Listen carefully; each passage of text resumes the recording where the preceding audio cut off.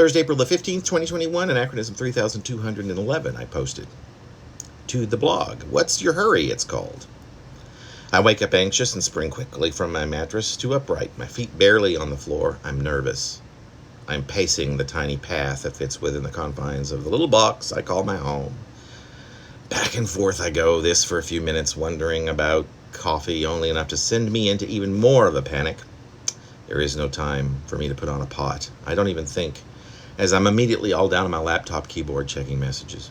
There are none, of course, and that, for whatever reason, has me feeling at least an inkling of calm. As if I have the time to poke around for just a little bit, check my headlines, check the headlines, check my social media. Nothing seems amiss. Everything's perfectly normal. No instant messages, nothing at all. In fact, direct nothing, even slightly personal. The closest thing to anything is that someone for whom I used to have no small amount of respect and even admiration is going about making everybody furious on the internet. Surprising, right? And it would be me included, but my default is to ignore such blips. In fact, it's second nature. I deflect before such nonsense comes even close to grabbing distance of a neuron. It's the rational thing to do, of course. And besides, today I'm in a hurry, except I pause for a moment, wonder, what's the rush really? I don't have a plane to catch, an interview, a medical appointment. I certainly don't have a dinner date or any such the slightest bit romantic or social or domestic on the horizon.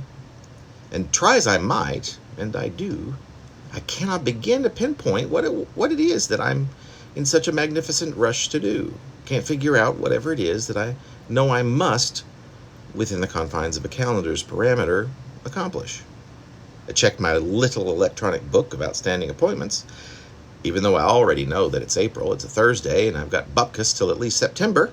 And yet, before you know it, here I am. I've shot back up, and I am pacing the miniature path that fits between my bookshelf and my sink, and my little chest of drawers, atop which sits my compact microwave oven, like a teeny tiny canyon that leads from my desk that sits just beneath the window that overlooks a courtyard, and of which I've rearranged a little bit since then, and of which it could rightly be described the very template of minimalism by necessity, to the door that leads out to the hallway, which will lead one in turn down the stairs or down the cranky elevator, through the lobby and out the door into a somewhat metropolitan environ.